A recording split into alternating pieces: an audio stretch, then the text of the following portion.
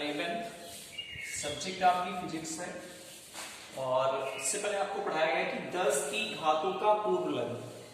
तो 10 की घातें लगाते हैं, उससे पहले पूर्व लग्न लगाते हैं। इससे लिखा जाता है डेसीमीटर। आपने पढ़ा है डेसीमीटर, ये लिखा हुआ आपने देखा होगा कहीं नहीं? डेसीमीटर लिखा है नहीं लिखा है? ठीक है, तो डेसीमीटर का मतलब होता था कि ये 10 की पावर 1 मीटर की बात उन्होंने की है। इसकी बात की है 10 की पावर -1 मीटर की बात उसने क्या रखी है, इसका मतलब डेसीमीटर। तो ये जो आगे डेसी लगा हुआ है या हेक्टा लगा हुआ है या डेका लगा हुआ है या मिली लगा हुआ है, कुछ भी जो भी लगा हुआ है, इसका मतलब है ये पूर्व लग्न लगा हुआ है। क्या लगा हुआ है? पूर्व लग्न लगा हुआ है। समझ में बात आई नहीं है? ठीक है, तो उस प्रकार आपको पढ़ाया गया कि अब माइनस में पूर्व लग्न कल पढ़ाया गया आपको, आज प्लस में पढ़ाया जाता है। यहाँ पे लिखा हुआ है पूर्व लग्न, उसके बाद परिमाण क्या होता है। ठीक है, पहला लिखा हुआ है डेका। डेका का मतलब होता है 10 की पावर 1 मीटर के ऊपर होता है। इसके ऊपर होता है 10 की पावर, पर आपको ये एक डेका लिखा हुआ है, इसका मतलब है आप उसको मीटर में चेंज करोगे तो 10 की पावर 1। उसके बाद लिखा हुआ है हेक्टो। क्या लिखा हुआ है? हेक्टो। हेक्टो का मतलब होता है 10 की पावर कितना? 2। जैसे आपको ये मिला लिखा हुआ मिल जाए कि 1 हेक्टो। 1 हेक्टो को आप मीटर में चेंज कीजिए तो आप क्या दोगे? 10 की पावर 2 मीटर। ठीक है, उसके बाद लिखा हुआ है किलो। किलो का मतलब होता है किलोमीटर, किलोग्राम, है ना? तो ये होता है 10 की पावर 3। ये तो बेसिकली आप जानते हो इसको कि ये किलो अगर आपको मिलता है, किलो मिलता है, मीटर किलोमीटर मिलता है, 10 की पावर 3 मीटर के इक्वल होता है। समझ में बात आई नहीं है? उसके बाद आपको मेगा मिलता है। मेगा का मतलब होता है 10 की पावर 6। कितना होता है? मेगा का मतलब कितना होता है? 10 की पावर 6। आपने पढ़ा नहीं है? एक मिलियन। मिलियन का मतलब क्या होता है? 10 की पावर 6। गीगा। गीगा का मतलब होता है 10 की पावर 9 प्लस में, सारा मीटर में है, ध्यान रखना। टेरा। टेरा का मतलब होता है 10 की पावर 12। जैसे वहां पे आपको कोई पीको मिल जाए तो 10 की पावर आप -12 लिखते हो, है ना? और अगर आपको टेरा मिल जाए तो इसका मतलब 10 की पावर प्लस में 12 लिखोगे। पीको में क्या लिखोगे?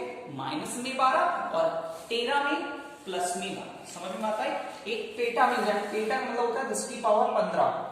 ठीक है, एक हेक्सा मिल जाए 10 की पावर 18, एक जेप्टा मिल जाए 10 की पावर 21 और एक येटो मिल जाए, येटो 10 की पावर प्लस का 24।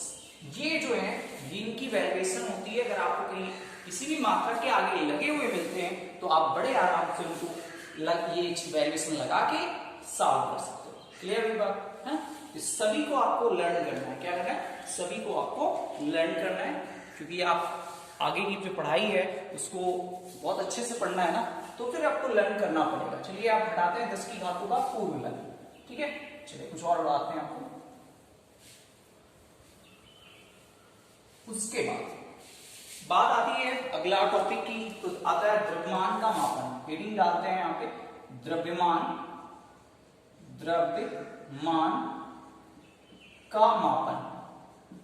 देखिए, द्रव्यमान का मापन हम 2-3 तरीके से करते हैं। चलिए हम 2 तरीके आपको बताते हैं द्रव्यमान के मापने की। 2 विधियां हैं। नंबर फर्स्ट आती है कि जड़त्वीय माप, जड़त्वीय द्रव्यमान। ये कौन सा द्रव्यमान होता है? चलिए इसको बताते हैं आपको। जड़त्वीय द्रव्यमान। सबसे पहली जो हेडिंग है जड़त्व। सबसे पहले हेडिंग आप समझिए जड़त्व क्या होता है। जड़त्व क्या होता है? जड़त्व आपको पढ़ाया गया 9th में कि किसी पदार्थ का वह गुण जिसके कारण वह अपनी स्थिति में परिवर्तन करने का विरोध करता है, उसे हम उसका जड़त्व कहते हैं। तो समझ में आया जड़त्व क्या होगा? यानी जड़त्व का मतलब, फिर से सुन लो सही से, कि जड़त्व किसी पदार्थ का वह गुण होता है जिसके कारण वह अपनी स्थिति में होने वाले परिवर्तन का विरोध करता है, उसे हम जड़त्व कहते हैं। जैसे आपसे कहा जाए कि या कोई भी चीज है तो अगर उसकी स्थिति में परिवर्तन आ रहा है तो वो उसका विरोध करेगा नहीं करेगा? आपसे कहा जाए कि भैया ये काम कर लो, तो क्या करते हो? कहते हो नहीं करेंगे। हाँ, अगर डर कम है तो कहोगे नहीं करेंगे। पापा ने कह दिया तो कहोगे चलो कर लेंगे, लेकिन बहुत तकलीफ होती है करने में। हाँ, तो ये चीजें होती है। यानी आप क्या है, आपकी अपनी स्थिति में जो भी परिवर्तन हो रहा है उसका आप या तो अपने आंतरिक, ठीक है, इंटरनल विरोध करोगे या एक्सटर्नल विरोध करोगे। 2 ही तरीके हो सकते हैं। आप एक्सटर्नल कर सकते हो, या तो कह दोगे हम नहीं जाएंगे, और या फिर इंटरनल हो गए, मन में है कि हम नहीं जाएंगे लेकिन फिर भी जाना पड़ रहा है। तो वो क्या है? वो जड़त्व होता है। क्या होता है? जड़त्व होता है। चलिए हटाते हैं जड़त्व क्या है। ठीक है, तो जड़त्व समझ में आया होगा कि किसी पदार्थ का वह गुण जिसके कारण वो अपनी प्रारंभिक स्थिति या अपनी स्थिति में होने वाले परिवर्तन का विरोध करती है, उसे हम जड़त्व कहते हैं। ठीक है, जड़त्वीय द्रव्यमान क्या है? यानी किसी वस्तु पर लगाए गए कुल बाह्य बल, ठीक है, कोई वस्तु है, उस पे कोई वस्तु है, उस पर अगर हम बल लगाते हैं, बाह्य बल लगाते हैं, तथा उसके कारण वस्तु में उत्पन्न जो त्वरण उत्पन्न होता है उसका जो अनुपात होता है उसे हम उसे हम क्या कहते हैं, जड़त्वीय द्रव्यमान कहते हैं। जड़त्वीय द्रव्यमान को m से लिखते हैं, किससे लिखते हैं, m से लिखेंगे, और m बराबर होगा किसके, f के, यानी f अपान a। यानी अगर हम ऐसे भी बात करें तो ऐसे ही कह सकते हैं किसी वस्तु के एकांक द्रव्यमान, किसी वस्तु के एकांक या किसी वस्तु पर लगने वाला एकांक त्वरण पर उपस्थित या पर लगने वाले बाह्य बल के द्रव्यमान के बराबर होता है। तो ये हो गया आपका जड़त्वीय आघूर्ण। उसके बाद नंबर सेकेंड आता है गुरुत्वीय आघूर्ण। अब ये क्या है, गुरुत्वीय द्रव्यमान।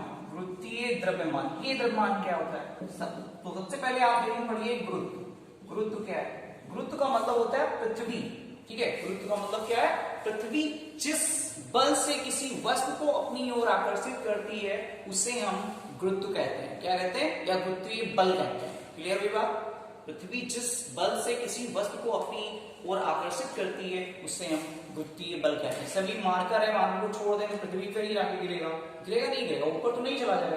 क्यों नहीं जाता, क्योंकि पृथ्वी द्वारा एक गुरुत्वीय बल कार्य करता है जिसके कारण वो जो मार्कर है वो नीचे चला जाता है। समझ में बात आई, तो इसको कहते हैं गुरुत्व। क्या कहते हैं, गुरुत्व या गुरुत्वीय बल, ठीक है। तो गुरुत्वीय द्रव्यमान क्या है, गुरुत्वीय द्रव्यमान का मतलब जैसे वहां पे जड़त्वीय था तो a आया, ठीक है, और अब गुरुत्वीय आ रहा है, इसका मतलब होगा m बराबर f अपान स्मॉल g। g क्या है, त्वरण है, स्मॉल a क्या है, त्वरण है, लेकिन g जो है पृथ्वी द्वारा लगाया गया त्वरण है और f r किसी वस्तु द्वारा लगाया गया त्वरण है। समझ में बात आई नहीं है, ठीक है। तो जड़त्वीय त्वरण क्या होता है, यानी किसी वस्तु पर कार्यरत एकांक गुरुत्वीय त्वरण पर लगने वाले गुरुत्वीय द्रव्यमान के बराबर होता है। यानी किसी वस्तु पर कार्यरत एकांक, बटे हुए हैं तो एकांक बोलेंगे, एकांक गुरुत्वीय त्वरण पर लगने वाला बल गुरुत्वीय द्रव्यमान के बराबर होता है। तो ये हो गया गुरुत्वीय द्रव्यमान। समझ में बात आई नहीं है, तो इस तरह से आपका जो लेसन फर्स्ट है वो कंप्लीट होता है। आप सभी लोग न्यूमेरिकल सॉल्व करेंगे, ठीक है, न्यूमेरिकल लगा के देखिए बुक में, और अगर नहीं लग रहा है तो आप मैसेज कीजिए कि ये हमारा न्यूमेरिकल नहीं लगा, उसको बताइए, तो हम बताने की कोशिश जरूर करेंगे, है ना। तो आप सभी लोग अच्छे से न्यूमेरिकल सॉल्व करेंगे, और अगर नहीं लग रहा है तो उसको आप भेजेंगे, सेंड करेंगे, और उसके बाद हम फिर बताएंगे। अगला लेसन है लेसन सेकेंड। चलिए लेसन आपको सेकेंड पढ़ाते हैं आज। लेसन, चलिए इसको उठाते हैं पहले, लेसन सेकेंड। लेसन का नाम है परसेंटेज ऑफ एरर, यानी त्रुटि विश्लेषण। जो पढ़ते हैं त्रुटि विश्लेषण, एनालिसिस, एरर एनालिसिस, त्रुटि विश्लेषण। पहली हेडिंग आती है यथार्थता।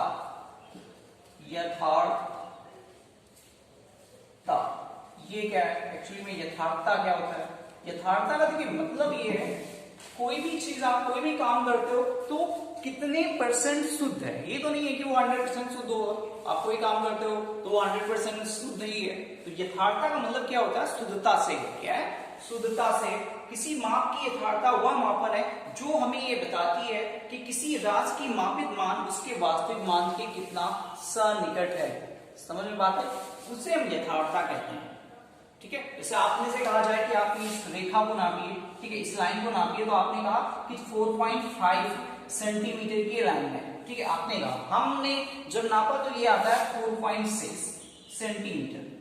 देखिए दोनों में डिफरेंस आया नहीं आया, यहाँ पे 4.5 आया और हमारे में 4.6 आया। तो इसका मतलब क्या है, इसका मतलब है कि कहीं ना कहीं या तो हमसे गलती हुई है या आपसे गलती हुई है, हाँ। और दो लोगों ने नापा और उसके बाद जो बुक में दिया हुआ है या किसी ने वास्तविक मान दिया, कहा गया कि ये 4.3 है या 4.7 है या 4.7 कर लेते हैं इसको, 4.7। उसने कहा कि ये वास्तविक वैल्यूएशन इसकी 4.7 है, हमने नापा तो 4.6 आया, आपने नापा 4.5 आया। तो इसका मतलब क्या है, इसका मतलब ये हुआ कि हमारी यथार्थता आपसे ज्यादा है, हमारी यथार्थता जो है वो आपसे ज्यादा है। क्यों ज्यादा है? क्योंकि इसने 4.7 सेंटीमीटर कहा है वास्तविक वैल्यूएशन, और हमारी जो वास्तविक वैल्यूएशन नहीं है या आभासी वैल्यूएशन है तो हमारी 4.6 सेंटीमीटर आई, क्योंकि हम 4.7 के पास में है और आप थोड़ा दूर हो, है ना।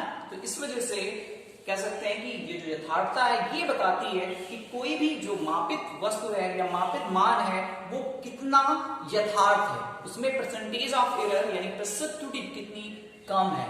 समझ में बात आई? इसी को कहते हैं यथार्थता। क्या कहते हैं? यथार्थता। तो वाकई में आपको समझ में आया होगा। अगर नहीं समझ में आ रहा है तो कमेंट बॉक्स में मैसेज कीजिए।